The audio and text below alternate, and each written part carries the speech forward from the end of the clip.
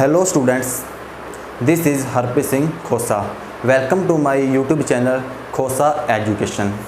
तो बच्चों, आज की हम क्लास में 12th क्लास का चैप्टर 3 मैट्रिसेस पढ़ेंगे। ठीक है, तो इस चैप्टर में हम बेसिकली क्या क्या पढ़ने वाले हैं वो है कि मैट्रिसेस है क्या, type of matrices, operations on matrices, transpose of a matrix, symmetric and skew symmetric matrices, elementary operations, transformation of a matrix, invertible matrices.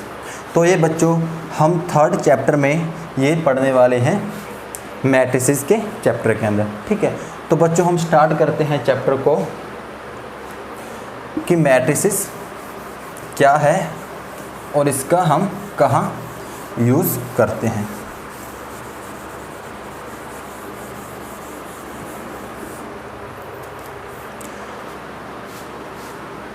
बच्चों,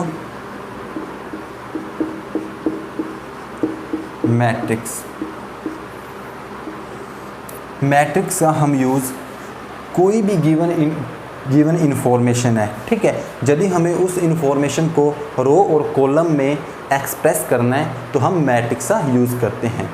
मतलब सपोज करते हैं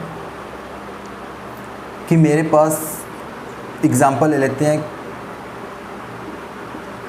कि Ram has 15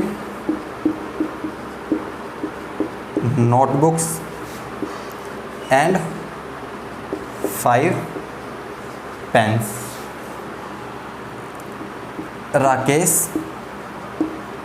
has 16 notebooks and 4 pens. Mohan has 10 notebooks and 7 pens. ये हमें एक given information है। ठीक है, तो हम इस गिवन इन्फॉर्मेशन को एक मैट्रिक्स के रूप में रिप्रेजेंट कर सकते हैं। वो हम कैसे करेंगे? सपोज करते हैं कि ये है नोटबुक्स। ठीक है, नोटबुक्स, पेन्स। ठीक है, राम के पास हमारे पास 15 नोटबुक्स गिवन है और पेन्स कितने राम के पास? 5। राकेश के पास 16 नोटबुक्स हैं और 4 पेन्स हैं। मोहन के पास 10 नोटबुक्स हैं एंड 7 पेन्स हैं। तो हमने देखा कि हमें सिर्फ एक इन्फॉर्मेशन गिवन थी, तो हमने उसको रो और कॉलम के फॉर्म में रिप्रेजेंट कर दिया। तो सिर्फ मैट्रिक्स का हम वही यूज़ करते हैं कि हम गिवन इन्फॉर्मेशन को रो और कॉलम में एक्सप्रेस कर सकते हैं या उस फॉर्म में हम इसको लिख सकते हैं। तो मैट्रिक्स में हॉरिजॉन्टल लाइंस को रो कहते हैं और वर्टिकल लाइंस को कॉलम कहते हैं। ठीक है, ये भी रो है, ये भी रो है और ये कॉलम है। ठीक है, तो हम कोई भी गिवन इन्फॉर्मेशन है तो हम उसको रो और कॉलम के रूप में रिप्रेजेंट कर सकते हैं। बेसिकली ये तो मैंने इसमें इस फॉर्म में रिप्रेजेंट किया। इसी इन्फॉर्मेशन को मैं इस फॉर्म में रिप्रेजेंट कर सकता हूँ। हॉरिजॉन्टल में मैं ले लेता हूँ नोटबुक्स,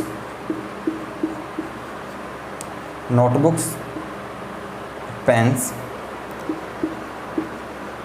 राम, राकेश, मोहन। ठीक है, पहले हमने क्या किया था? नोटबुक्स और पेन्स को वर्टिकल लिया था। अब नोटबुक्स और पेन्स को हॉरिजॉन्टली, और राम, राकेश, मोहन के पास कितने नोटबुक्स और पेन्स हैं उनको वर्टिकल ले लेते हैं। ठीक है, राम के पास कितने नोटबुक्स हैं? 15 नोटबुक्स हैं। पेन्स कितने? 5। राकेश के पास नोटबुक्स कितनी हैं? 16। पेन्स कितने? 4। मोहन के पास 10 नोटबुक्स हैं और 7 पेन्स हैं। तो हम इस इंफॉर्मेशन को इस फॉर्म में भी रिप्रेजेंट कर सकते हैं।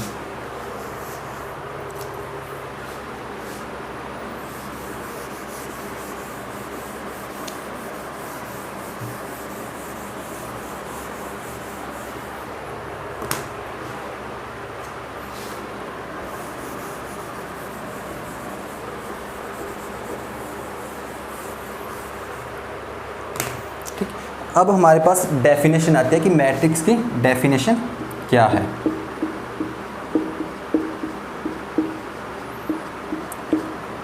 जो बुक में डेफिनेशन गिवन है वो है कि matrix is an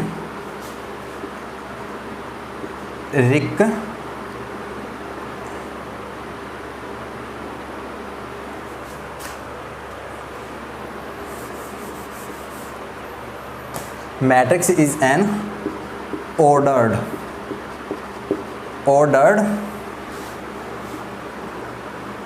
rectangular array of numbers। ठीक है, कि जो नंबर्स होते हैं उनको एक ऑर्डर में हम रेक्टेंगुलर फॉर्म में उसको रिप्रेजेंट करते हैं। ये बेसिकली डेफिनेशन है मैट्रिक्स की। ठीक है, फॉर एग्जांपल लेते हैं 5 4 3 2 1 9 6 7 8। ठीक है, ये भी हमारे पास एक क्या है, मैट्रिक्स है। इसमें हमारे पास क्या है, 5 4 ये नंबर्स हैं, तो हमने इसको एक मैट्रिक्स फॉर्म में लिख दिया। ठीक है, नेक्स्ट हमारे पास है 4 3 2 1 5 6।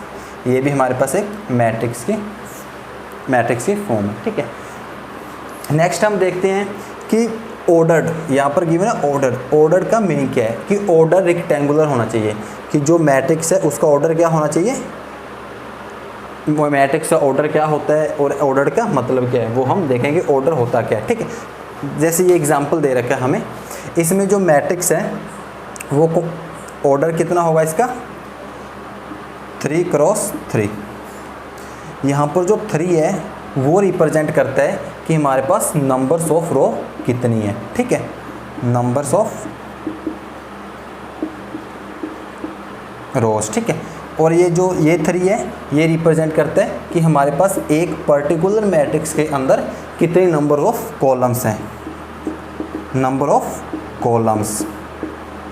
ठीक है बच्चों, तो 3 क्रॉस 3 ऑर्डर होगा कि कितनी एक मैट्रिक्स के अंदर नंबर्स ऑफ रो हैं और नंबर्स ऑफ कॉलम कितनी है। ठीक है, जनरली हम इसको ऑर्डर्स को डिनोट करते हैं m क्रॉस n से।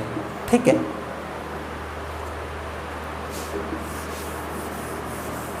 अब हम देखते हैं कि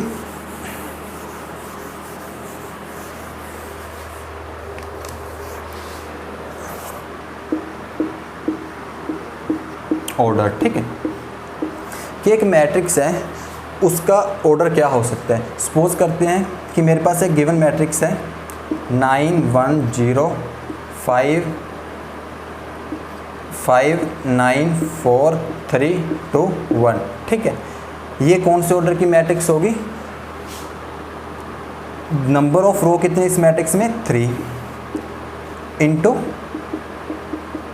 नंबर्स ऑफ कॉलम, तो ये मैट्रिक्स होगी 3/3 ऑर्डर की एक मैट्रिक्स। ठीक है, जर्नली जो होता है m क्रॉस n से हम नोटेशन होती है m क्रॉस n मैट्रिक्स की। ठीक है, तो इसको हम रीड आउट करते हैं m/n की ऑर्डर की ये मैट्रिक्स है। ठीक है बच्चों, ये हो गया हमारे पास कि एक मैट्रिक्स गिवन है तो उसका हम ऑर्डर कैसे डिटरमाइन कर सकते हैं कि वो कौन से ऑर्डर की मैट्रिक्स होगी। अब हम एग्जांपल लेते हैं कुछ, जैसे 9 1 5 6 7 8। ठीक है, ये होगी मैट्रिक्स हमारी 3 क्रॉस 2 ऑर्डर की।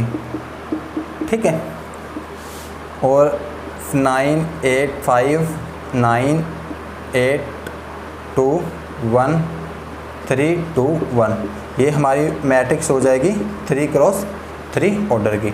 तो इस प्रकार हम बच्चों मैट्रिक्स के ऑर्डर का पता लगा सकते हैं कि जो गिवन मैट्रिक्स है वो कौन से ऑर्डर की हमें गिवन है। ठीक है, अब बच्चों हम देखते हैं कि मैट्रिक्स की जर्नल नोटेशन क्या होती है। जो मैट्रिक्स है उसको हम जर्नल फॉर्म में कैसे लिखते हैं। जनरल नोटेशन क्या है मैट्रिक्स की। ठीक है, मैट्रिक्स को हम रो और कॉलम की फॉर्म में लिखते हैं। तो हमारे पास यहाँ पर जो एलिमेंट होगा वो क्या होगा, A11, मतलब कि फर्स्ट रो फर्स्ट कॉलम। जो नेक्स्ट एलिमेंट होगा वो क्या होगा, first row second column, first row third column. जो हमारे यहाँ पर आएगा जो एलिमेंट वो होगा फर्स्ट रो होगी, सपोज करते हैं आइथ हमारे पास कॉलम है। नेक्स्ट जाएंगे, सपोज करते हैं कि हमारे पास फर्स्ट रो है और nth कॉलम है। तो ऐसे जितनी हमारे पास कॉलम होगी वहाँ तक हम नंबर्स को लिख सकते हैं। और जो यहाँ पर एलिमेंट होगा वो सेकंड रो फर्स्ट कॉलम, जो यहाँ पर होगा वो थर्ड रो फर्स्ट कॉलम। तो हमारे पास यहाँ पर आ जाएगा mth रो और फर्स्ट कॉलम के अंदर ये एलिमेंट होगा। ठीक है, यहाँ पर सेकंड रो सेकंड कॉलम। ठीक है, यहाँ पर आ जाएगा सेकंड रो और आइथ कॉलम, यहाँ पर आ जाएगी सेकंड रो nth कॉलम। तो हमारे पास जो यहाँ पर एलिमेंट आएगा वो होगा mth रो का और nth कॉलम का। तो ये बच्चों है जर्नल नोटेशन कि हम एक मैट्रिक्स को जर्नल नोटेशन के अंदर कैसे लिख सकते हैं।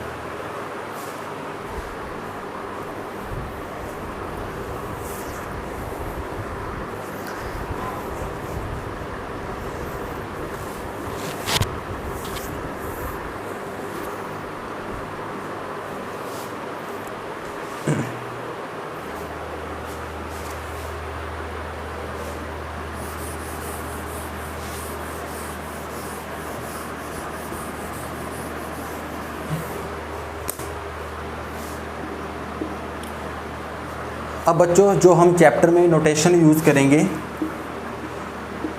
ए जर्नल नोटेशन यूज़ करेंगे मैट्रिक्स को डिनोट करने के लिए। ठीक है, और इस मैट्रिक्स के अंदर आइथ क्या होगी, रो को, नंबर ऑफ रोज कितनी है, और जे डिनोट करेगा नंबर ऑफ कॉलम्स एक मैट्रिक्स के अंदर कितनी है। ठीक है, तो ये हमारी जनरल नोटेशन रहेगी मैट्रिक्स के लिए। ठीक है,